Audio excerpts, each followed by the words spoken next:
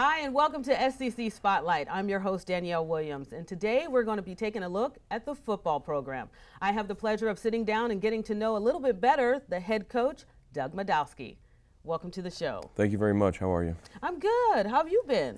Another day in paradise. Yeah, I could only imagine. We're doing really well. Wouldn't you say the season's starting off great? We're excited with where we're at right now. We obviously still have a long ways to go. The season's only about halfway over, but we're excited with where we're at now. You're coming off of a big win against Pima Community College, 56-20. I'd say that's really good. 56-20, we'll take it. I mean, there's still lots of room for improvement, but obviously we're getting better as a football program. The kids are getting better week in and week out, and I think that we did exactly what we expected to do, going down there and getting a big win. Now, you've been coaching here at Scottsdale Community College for 9 seasons? I think I've been the head coach now for 9 seasons, yes. I started here in '01. Okay, now does it get to be different every year, or is it pretty much the same because you've been doing it for so long? I think every year is different. I mean, it's different. At the community college level, we lose about half of our football team every single year. So, in replacing those guys in terms of recruitment and how the different kids come in here and the way they gel, athletic ability, it's going to make changes all the time. So I think that it's just a matter of trying to figure out what you have and what you're really good at and specializing with those group of guys. And when you say what you have, are you seeing any guys right now on the team that you know right off the bat that kid's going to be a star? I think there's a lot of room for improvement for a lot of them. I think obviously we have some guys that are special in terms of their athletic ability and the way that they carry themselves just as people. I think that's been kind of the backbone of our program for a lot of years.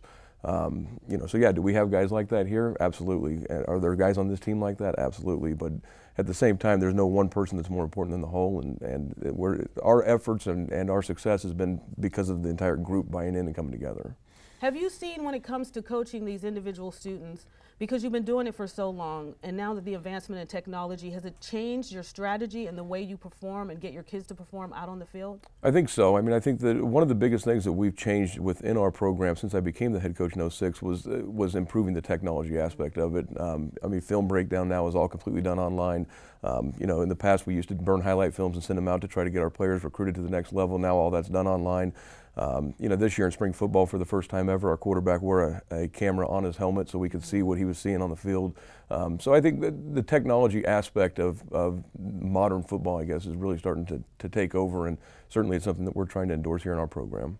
How do you keep your players balanced? I mean, there's so much distraction. You got social media, you got peer pressure here on campus, you got them working jobs, some of them. So how do you keep them focused so when they get out on that field, they know that they have a certain job to do and they do it well? I think the biggest thing for us is these guys are all here for a reason. They're all here with the intention and the anticipation of moving on and trying to make sure that they understand their short-term and long-term goals, and then ultimately working with them to help accommodate them from an academic standpoint, first and foremost. Athletically, they all want to play football. But at the same time, if they don't go to school and they don't take care of the academic aspect of it, football isn't going to be something they're going to have an option to do. And I think that we're pretty realistic with our guys, and we had to explain that to them that they need to go to school, they need to take care of their business, their homework, and do things like that to put themselves in the best situation possible to move on from here. And you're a great coach, so last but not least, let's know a little bit about you. Do you have any rituals or superstitions that you do before you get out there and take the field? Anything that kind of pumps you up? I don't know if I have any rituals. I would tell you I'm probably the most superstitious person around. I mean, I know that as a player I used to eat the same thing the night before games, and I kind of do some of those same things now in terms of watching film and doing things in a very set routine all the time. Obviously, when things are working, you keep doing the same thing over and over again and hope you continue to get the same results. So I think I'm superstitious, but at the same time I also understand that our success, it has nothing to do with a meal that I eat or a song that I listen to before the game. It's got everything to do with the way that these guys go out every Saturday night and perform. Well, it's been a pleasure talking to you. You're doing great at your job, and I wish you the best with this season. Thank you very much. Coach Madoski, coming up next, don't go anywhere because I'll be talking to one of our good players on the team, John Parker.